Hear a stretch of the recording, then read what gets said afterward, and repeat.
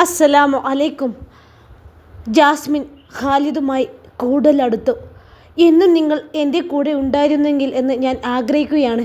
അങ്ങനെയാണെങ്കിൽ ഒരു സ്ത്രീ എന്ന നിലയിൽ എനിക്ക് മറ്റൊന്നും വേണ്ടായിരുന്നു. ജാസ്മിൻ അവൻ്റെ നെഞ്ചോട് ചേർന്നുകൊണ്ട് പറഞ്ഞു. അയാൾ സന്തോഷത്തോടെ തലയാട്ടി. ജീവിതത്തിലെ ആദ്യമായിട്ടാണ് ഞാൻ ഇത്രയും സന്തോഷം അനുഭവിക്കുന്നത്. അയാൾ പതിയെ പറഞ്ഞു.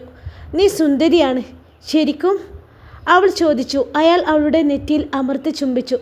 അവൾ നിർവൃതിയോടെ കണ്ണുകൾ അടച്ചു. ഏറെ നേരത്തിന് ശേഷം കൃത്യം 2 മണിയായപ്പോൾ ജാസ്മിൻ അവിടെ നിന്നും ഇറങ്ങി. അപ്പോഴേക്കും അവൾ ശരിക്കും തളർന്നു പോയിരുന്നു.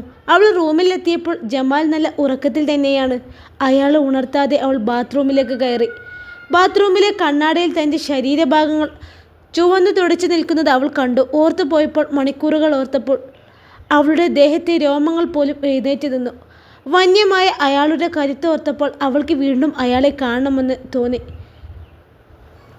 എത്രയും പെട്ടെന്ന് ജമാൽ ഗൾഫിലേക്ക് തന്നെ പോകണം എന്നായിരുന്നു അവളുടെ ആഗ്രഹം.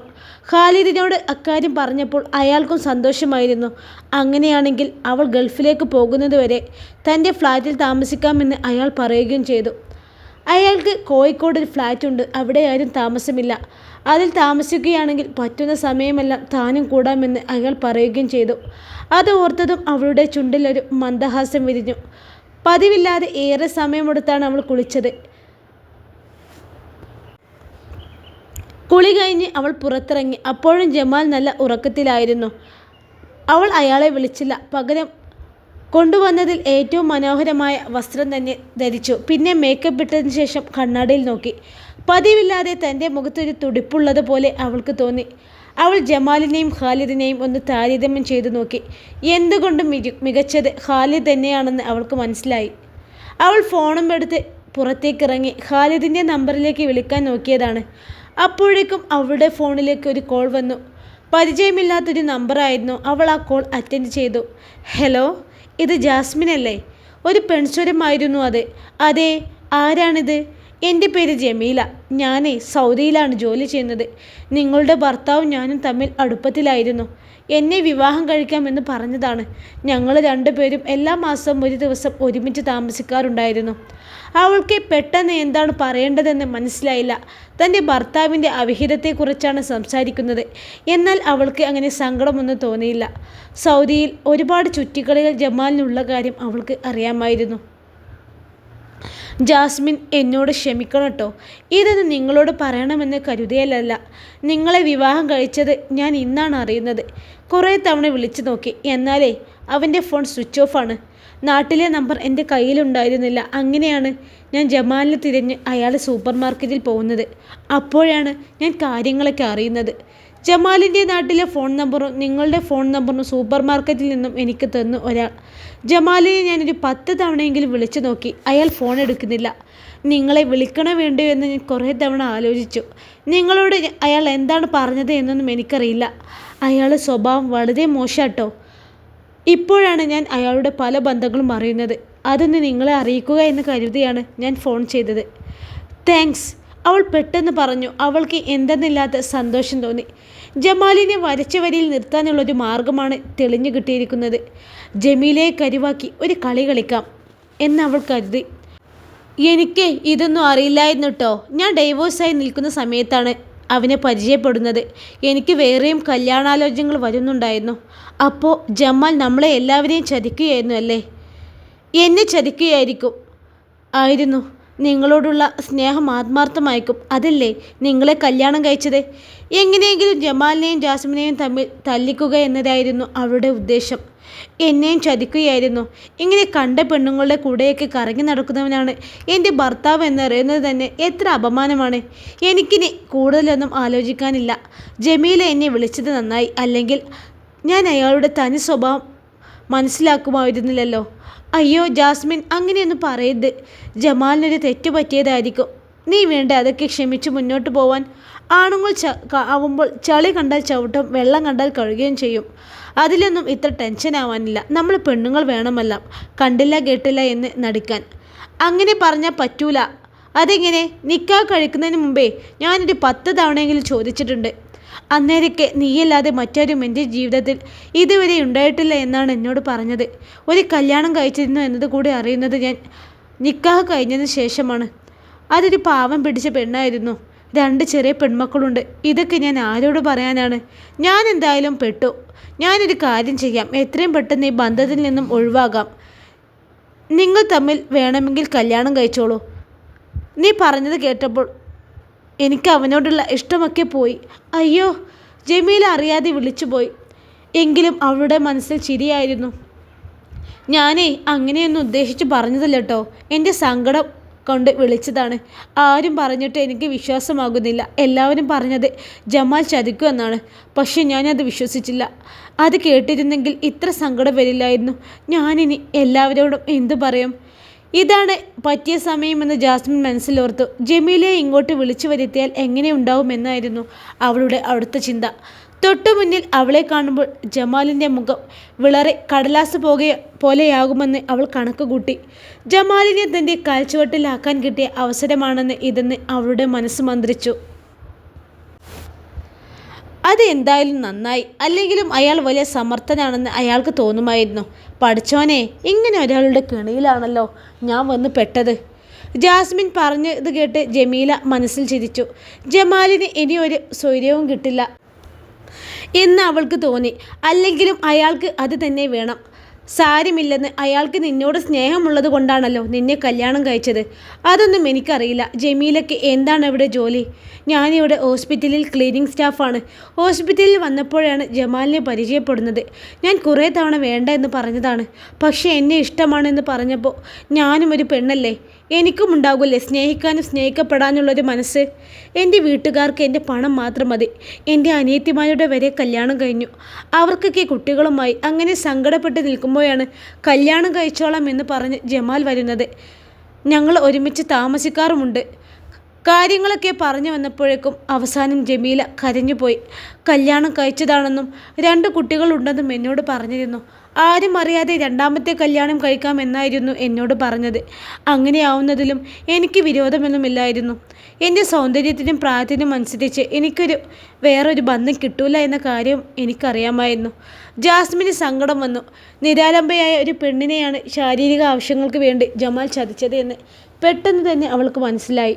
ജമാൽ ഏതെങ്കിലും ഒരു പെണ്ണുമായി സ്നേഹബന്ധത്തിൽ ഏർപ്പെട്ടു എന്നോ അവരുമായി ശാരീരിക ബന്ധത്തിൽ ഏർപ്പെട്ടു എന്നോ കേൾക്കുമ്പോൾ അവൾക്ക് അത്ര പ്രയാസമൊന്നും തോന്നാറില്ല. 2 പേരുടെയും പരസ്പര സമ്മതം വേണമെന്ന് മാത്രം. എന്തെങ്കിലും വാഗ്ദാനം ചെയ്തോ ഭീഷണിപ്പെടുത്തിയോ പ്രലോഭനം ചെയ്തോ ശാരീരികമായി ഉപയോഗിക്കുന്നതിനോടാണ് അവൾക്ക് എതിർപ്പ്. ജമീലക്ക് ഒരു കാര്യം ചെയ്യാൻ പറ്റുമോ? നാട്ടിലേക്ക് വരാൻ പറ്റുമോ? ഇപ്പോൾ എനിക്ക് പറ്റില്ല. ഞാൻ 6 മാസം മുമ്പ് നാട്ടിൽ വന്നു പോയി. ഇനി 1.5 വർഷം കഴിയണം എനിക്ക് ലീവ് കിട്ടാൻ. ജാസ്മിൻ പതിയെ ഒന്ന് മൂളി. മിക്കവാറും ഈ മാസം തന്നെ ജമാലേ സൗദിയിലേക്ക് തിരിച്ചു വരും. അടുത്ത മാസം ഞാനും. നമുക്കൊരു കാര്യം ചെയ്യാം. തൽക്കാലം ഞാൻ തിരിച്ചു വരുന്നത് വരെ ഒന്ന് ക്ഷമിക്കൂ. ഞാൻ കൂടി വന്നതിന് ശേഷം ഒരു ദിവസം ഞങ്ങളുടെ ഫ്ലാറ്റിലേക്ക് ഒന്ന് വന്നാൽ മതി. ജമാലിൻ്റെ മുഖംമൂടി നമുക്ക് വലിച്ചു കീറാം. പോരെ? ആ, അത് മതി. അങ്ങനെയാണെങ്കിലേ ഈ കാര്യം ആരോടും പറയണ്ട. ജമാൽ ഉറങ്ങുകയാണ്. ഫോൺ സൈലൻറ്റിലായതുകൊണ്ടാവും അയാൾ കോൾ എടുക്കാത്തത്. ചിലപ്പോൾ അയാൾ തിരിച്ചു വിളിക്കും. ഇനി നമ്മൾ സംസാരിച്ചതൊന്നും അയാൾ അറിയണ്ട കേട്ടോ. ജമാൽ വിചാരിച്ചിട്ടുണ്ടാവുക നിങ്ങളൊന്നും അറിയില്ലെന്നാണ്. അങ്ങനെ തന്നെ സംസാരിച്ചാൽ മതി. സൗദിയിൽ എത്തിയതിനു ശേഷം നമുക്ക് എല്ലാ കളികളും പൊളിച്ച് കയ്യിൽ കൊടുക്കാം. ജമീല ആവേശത്തോടെ മൂളി. ജാസ്മിൻ അവരുടെ ബാക്കി കാര്യങ്ങളൊക്കെ ചോദിച്ച് മനസ്സിലാക്കി. അപ്പോഴേക്കും അകത്ത് നിന്നൊരു ശബ്ദം കേട്ടു. ജമാൽ ഉണർന്നു എന്ന് മനസ്സിലായതും അക്കാര്യം പറഞ്ഞ് ജാസ്മിൻ ആ ഫോൺ കട്ട് ചെയ്തു. പിന്നെ ആ നമ്പർ മൊബൈൽ സേവ് ചെയ്തു വെച്ചു. പിന്നെ ഒന്നും സംഭവിക്കാത്തതുപോലെ ഡോർ തുറന്ന് അകത്തേക്ക് കയറി. ജമാൽ ബാത്റൂമിലേക്ക് പോയിരുന്നു. അയാൾ ഇറങ്ങി വരുന്നത് വരെ ജാസ്മിൻ കാത്തുനിന്നു. എന്തൊരു ഉറക്കായിരുന്നു മനുഷ്യ, നിങ്ങൾക്ക് ഭക്ഷണമൊന്നും വേണ്ടേ? അവൾ ചോദിച്ചത് കേട്ട് അയാൾ ഒന്ന് ചിരിച്ചു. ഉറക്കം പിന്നെ ഉറങ്ങി തീർക്കണ്ടേ? അവൾ മൂളി. നമുക്ക് പുറത്തു പോയി എന്തെങ്കിലും കഴിച്ചാലോ? എനിക്ക് വിശപ്പില്ല, നിങ്ങൾ പോയി കഴിച്ചു വരൂ. അവൾ പറഞ്ഞത് കേട്ട് അയാൾ തലയാട്ടി. പിന്നെ പെട്ടെന്ന് തന്നെ വസ്ത്രം ധരിച്ച് പുറത്തേക്ക് പോവുകയും ചെയ്തു. മുറിയിൽ നിന്നും പുറത്ത് കടന്നതും അയാൾ ഫോൺ ചെവിയിൽ വെക്കുന്നത് ജാസ്മിൻ കണ്ടു. ജമീലയ്ക്ക് തിരിച്ചു വിളിക്കായിരിക്കുമെന്ന് അവൾക്ക് തോന്നി. പെട്ടെന്ന് അയാൾ തിരിഞ്ഞു നോക്കി. ജാസ്മിൻ വേഗം കർട്ടൻ്റെ പിറകിലേക്ക് മാറി. അവൾ ചിന്തിച്ചത് സത്യം തന്നെയായിരുന്നു. അയാൾ അവൾക്ക് വിളിക്കുകയായിരുന്നു. അസ്സലാമു അലൈക്കും. സ്വരത്തിൽ പരമാവധി സ്നേഹം കലർത്തി അയാൾ പറഞ്ഞു. അവൾ സലാം മടക്കി. ഞാൻ എത്ര തവണ നിങ്ങളെ വിളിച്ചു എന്നറിയോ? നാട്ടിലേക്ക് പോയപ്പോൾ നമ്മളെ ഒന്നും വേണ്ടല്ലേ? അല്ലെങ്കിലും അതെങ്ങനെയാണ്? നാട്ടിൽ സുന്ദരിയായ ഭാര്യയും മക്കളും ഉള്ളപ്പോൾ എന്നെപ്പോലെ ഒരാളെ എന്തിനാ? ഇവിടെയാകുമ്പോൾ ചക്കരെ തേനെ എന്നൊക്കെ വിളിച്ച് എപ്പോഴും വരും. നാട്ടിൽ പോയാൽ പിന്നെ നമ്മളെയൊന്നും ഒരു ഓർമ്മയും ഉണ്ടാവില്ല അല്ലേ? അവൻ ഒന്നും പറയാതെ ഒന്ന് മൂളി. അപ്പോഴാണ് അയാൾക്ക് ആശ്വാസമായത്. ആ കോൾ കണ്ടപ്പോൾ തന്നെ എന്തോ പ്രശ്നമുണ്ടെന്ന് അയാൾക്ക് തോന്നിയിരുന്നു. കുറേ ദിവസമായിട്ട് അവൾക്ക് വിളിച്ചിട്ടില്ല. വാട്സാപ്പിലെ മെസ്സേജുകൾക്ക് മറുപടിയും കൊടുത്തിട്ടില്ല. നാട്ടിൽ പോയതാണെന്ന് പറഞ്ഞിട്ടുണ്ടോ എന്നും അറിയില്ല. അങ്ങനെയൊന്നല്ല, പെട്ടെന്ന് നാട്ടിലേക്ക് പോരേണ്ട ഒരു ആവശ്യം വന്നു. പറയാൻ കഴിഞ്ഞില്ല. പറയണമെന്ന് കരുതി ഫോൺ വിളിച്ചതാണ്. പക്ഷേ കോൾ കണക്റ്റ് ആയില്ല. കുറേയേറെ പ്രശ്നങ്ങൾക്ക് നടുവിലായിരുന്നു. അതാണ് പിന്നീട് വിളിക്കാൻ വിട്ടുപോയത്. ജമീല ഒന്ന് മൂളി. അയാൾ എത്ര മനോഹരമായിട്ടാണ് കള്ളം പറയുന്നതെന്ന് അവൾ ഓർത്തു. നേരത്തെ കാര്യങ്ങളൊക്കെ അറിഞ്ഞു വെച്ചത് കൊണ്ട് ജമാൽ പറയുന്നത് മുഴുവൻ നുണയാണെന്ന് അവൾക്ക് മനസ്സിലായിരുന്നു. എങ്കിലും അവൾ ഒന്നും പറഞ്ഞില്ല. ഞാൻ എന്തായാലും ഉടനെ സൗദിയിലേക്ക് തന്നെ തിരിച്ചു വരുന്നുണ്ട്. ഇൻഷാ അല്ലാ, നമുക്കേ നേരിട്ട് സംസാരിക്കാം. അന്ന് ഞാൻ പറഞ്ഞ സൂപ്പർ മാർക്കറ്റിൻ്റെ കാര്യം ഏകദേശം തീരുമാനമായിട്ടുണ്ട്. നിനക്ക് താല്പര്യമുണ്ടെങ്കിൽ അതിൽ വേണമെങ്കിൽ ഷെയർ എടുക്കാം. കിട്ടുന്ന ലാഭത്തിൽ നിന്ന് ഒരു സംഖ്യ നിനക്ക് കിട്ടും. ഞാനോ? എൻ്റെ കയ്യിൽ പൈസ ഒന്നുമില്ല. ജമാലിൻ്റെ തട്ടിപ്പാണെന്ന് മനസ്സിലോർത്തുകൊണ്ട് അവൾ പെട്ടെന്ന് പറഞ്ഞു. നിനക്ക് താല്പര്യമുണ്ടെങ്കിൽ മാത്രം മതി. എത്ര ആലായി നീ ഗൾഫിൽ ജോലി ചെയ്യുന്നു? എന്നിട്ട് ഒരു പൈസ പോലും കയ്യിലെടുക്കാനില്ലെന്നോ? നീ ഗൾഫിൽ വന്ന സമയത്ത് ഏതെങ്കിലും ഒരു ബിസിനസ്സിൽ പൈസ ഇട്ടിട്ടുണ്ടെങ്കിൽ ഇപ്പോൾ നല്ല ലാഭം കിട്ടുമായിരുന്നു. ഇനി അതിൻ്റെ ഒന്നും ആവശ്യമില്ലെന്ന് കരുതിയിട്ടാണോ? അവൾ ഒന്നും മിണ്ടിയില്ല. ജമാലിനെ വിശ്വസിക്കാൻ കൊള്ളില്ല എന്ന് അവൾക്ക് മനസ്സിലായിരുന്നു. വീട്ടിലെ എല്ലാവർക്കും എങ്ങനെയുണ്ട്? വിഷയം മാറ്റാനായി അവൾ പെട്ടെന്ന് തന്നെ ചോദിച്ചു. അൽഹംദുലില്ലാ, സുഖം. ഉമ്മാക്കും ഉപ്പാക്കും അസുഖങ്ങളൊന്നുമില്ലല്ലോ? ഇല്ല. പുതിയ എന്തെങ്കിലും വിശേഷങ്ങളുണ്ടോ? എന്ത് വിശേഷം? എല്ലാം പഴയതുപോലെ തന്നെ. ഇപ്പോൾ വീട്ടിലാണോ? അല്ല, ഞാൻ പള്ളിയിലേക്ക് പോവുകയാണ്. പിന്നീട് വിളിക്കാം. അതും പറഞ്ഞ് അയാൾ കോൾ കട്ട് ചെയ്തു. അവൾക്ക് വിളിക്കാൻ കണ്ട നേരമെന്ന് അയാൾ മനസ്സിലോർത്തു. അവളുമായിട്ടുള്ള ബന്ധം ഇനി മുന്നോട്ട് പോവാതിരിക്കുകയാണ് നല്ലതെന്ന് അയാൾക്ക് മനസ്സിലായി. ജാസ്മിൻ ഇനി തൻ്റെ കൂടെ ആയിരിക്കും അവിടെ താമസിക്കുക. അങ്ങനെയാണെങ്കിൽ ഈ ബന്ധം അവൾ അറിഞ്ഞാൽ വലിയ അപകടമാണ്. വലിയ പ്രശ്നങ്ങളും ഉണ്ടാവും. ഇനി തൻ്റെ ചുറ്റിക്കളികളെല്ലാം അവസാനിപ്പിക്കേണ്ടി വരുമെന്ന് അയാൾക്ക് ഉറപ്പായിരുന്നു. മൊബൈൽ സൈലൻ്റ് മോഡിൽ ഇട്ടത് നന്നായി, അയാൾ പെട്ടെന്ന് ഓർത്തു. ഇല്ലെങ്കിൽ ചിലപ്പോൾ തുടർച്ചയായി വിളിക്കുന്നത് കാണുമ്പോൾ ജാസ്മിൻ കോൾ അറ്റൻഡ് ചെയ്തേനെ. അങ്ങനെയായിരുന്നെങ്കിൽ അത് വലിയ പ്രശ്നമായി മാറിയേനെ. അയാൾ ആ നമ്പർ ബ്ലോക്ക് ചെയ്തു. ജമീല ചിലപ്പോൾ വീണ്ടും വിളിച്ചേക്കും. അവൾക്ക് അങ്ങനെ ഒരു കുഴപ്പമുണ്ട്. എങ്കിലും ഈ നമ്പർ എങ്ങനെ കിട്ടി എന്നായിരുന്നു അടുത്ത സംശയം. ഇത് പുതിയ നമ്പറാണ്. തൻ്റെ കടയിലുള്ളവർക്ക് മാത്രമേ ഈ നമ്പർ അറിയൂ. ഇനി ജമീല തൻ്റെ കടയിൽ പോയോ എന്നായിരുന്നു അയാളുടെ അടുത്ത സംശയം. അല്ലാതെ ഒരിക്കലും ഈ നമ്പർ കിട്ടാൻ സാധ്യതയില്ല. അയാൾ കടയിലെ പയ്യനെ വിളിച്ചു. അവൻ പെട്ടെന്ന് തന്നെ കോൾ അറ്റൻഡ് ചെയ്തു. അസ്സലാമു അലൈക്കും ഇക്ക. ഞാൻ അങ്ങോട്ട് വിളിക്കാനിരിക്കുകയായിരുന്നു. സാധനങ്ങളൊക്കെ കുറേ ഷോർട്ടാണ്. കച്ചവടം നടക്കുന്നുണ്ടെങ്കിലും മേശയിലെ ക്യാഷ് വളരെ കുറവാണ്. എല്ലാവരും അക്കൗണ്ടിലേക്കാണല്ലോ ചെയ്യുന്നത്. ഉടനെ എല്ലാവർക്കും കുറച്ച് പൈസ കൊടുക്കേണ്ടി വരും. പൈസ ഇല്ലാതെ സാധനം തരാൻ പറ്റില്ല എന്നാണ് എല്ലാവരും പറയുന്നത്. ജമാൽ ഒന്ന് മൂളി. താൻ തിരിച്ച് സൗദിയിൽ ചെല്ലുന്നത് വരെ അങ്ങനെ തന്നെയാണ് വേണ്ടതെന്ന് അയാൾ മനസ്സിലോർത്തു. തൻ്റെ പാർട്ട്ണർമാർ ചെല്ലുമ്പോൾ ഇഷ്ടം പോലെ ബാധ്യതകൾ മുന്നിൽ കാണണം. അങ്ങനെയുള്ള കട ആരും ഏറ്റെടുക്കാൻ ധൈര്യം കാണിക്കില്ല. കൊടുക്കാനുള്ള പണത്തിൻ്റെ ഇരട്ടയിലേറെ പണം ഇപ്പോൾ തൻ്റെ അക്കൗണ്ടിലുണ്ട്. വേണമെങ്കിൽ ട്രാൻസ്ഫർ ചെയ്ത് കൊടുക്കാവുന്നതേയുള്ളൂ. പക്ഷെ അത് കൊടുക്കാൻ പറ്റില്ല. പിന്നെ അതൊന്നും കുഴപ്പമില്ലടാ. ഞാൻ 2 ദിവസത്തിനുള്ളിൽ അവിടെ എത്തും. നീ ഒരു കാര്യം ചെയ്യേ, എല്ലാവർക്കും കൊടുക്കാനുള്ള പണത്തിൻ്റെ ഡീറ്റെയിൽസ് എനിക്ക് അയച്ചു താ. ഞാൻ ഫണ്ട് അറേഞ്ച് ചെയ്യാം. ഞാൻ വാട്സാപ്പിൽ അയക്കാം ഇക്ക. ജമാൽ ഒന്ന് മൂളി. ആരെങ്കിലും എന്നെ തിരികെ കടയിൽ വന്നിരുന്നോ? ഞാനുള്ളപ്പോൾ വന്നിട്ടില്ലേക്കാ. ഞാൻ നിസ്കരിക്കാനും മറ്റും പുറത്തു പോയ സമയത്ത് ആരെങ്കിലും വന്നിട്ടുണ്ടോ എന്നറിയില്ല. ഞാൻ വേണമെങ്കിൽ ചോദിച്ചിട്ട് പറയാം. വേണ്ട,